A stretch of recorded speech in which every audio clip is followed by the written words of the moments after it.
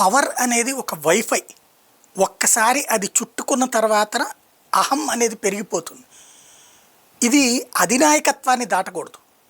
Telugu Desam party చాలా జాగ్రత్తగా అటు చంద్రబాబు గారు కావచ్చు, ఇటు లోకేష్ గారు కావచ్చు, ఎందుకు జనసేనతో పొత్తు పెట్టుకున్నారు, ఎందుకు భారతీయ జనతా పార్టీతో పొత్తు పెట్టుకున్నారు అంటే, మనం ఒకటైతే పక్కన 0 ఉంటే 10, ఆ పక్కన ఇంకో 0 ఉంటే 100. ఇది ఫార్ములా. వాళ్ళు శూన్యమా అంటే కాదు, కలిస్తేనే ఇక్కడ లెక్క. విడిగా అయితే వాళ్ళు 0నే అయి ఉండొచ్చు, కానీ కలపడం వల్ల ఇక్కడ, లేకపోతే విడిగా ఉంటే మనం ఒకటే అవుతాం. గతంలో దెబ్బతిని ఉన్నాం. అందుకనినే ఎక్కడ నెగ్గాలో, ఎక్కడ తగ్గాలో, ఎక్కడ ఒగ్గాలో బాగా తెలుసు. దానికి అనుగుణంగానే విజయం సాధించారు.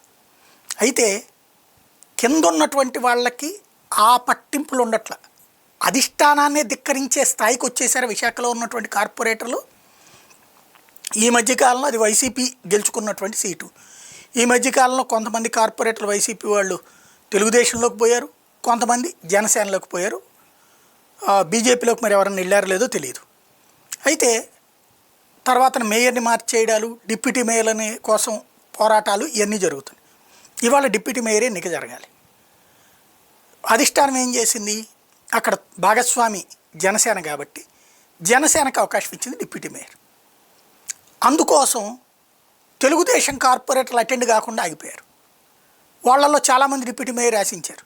ఇప్పటికీ మేయర్ తీసుకున్నారు, అప్పుడు భాగస్వామి పక్షం కింద డిప్యూటీ మేయర్ ఇవ్వాలి కదా. వాళ్ళెంత, వాళ్ళ బలం ఎంత, మా స్థాయి ఎక్కువ అనేటటువంటి ఫీలింగ్. అధినాయకత్వం చెప్పిన తర్వాతనైనా చేయాలి కదా, లేదు. ఫైనల్గా అధినాయకత్వపు ఆదేశాలని ధిక్కరించి వీళ్ళు సభకి హాజరు కాకుండా తెలుగుదేశం అధినాయకత్వానికి షాక్ ఇచ్చారు. దాంతో కోరం లేక వాయిదా పడింది రేపటికి. అంటే జనసేనకు కాకుండా మాకే కావాలన్నట్టు.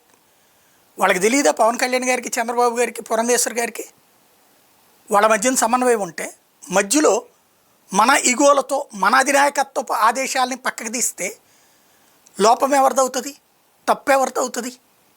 మన నాయకుల నెత్తి మీదకి తీసుకొచ్చినట్టే కదా, అభాండం అపార్థం క్రియేట్ చేయడమే కదా. ఆలోచిస్తున్నారా? ఇప్పటికైనా ఆలోచించుకోవాల్సిన సందర్భం.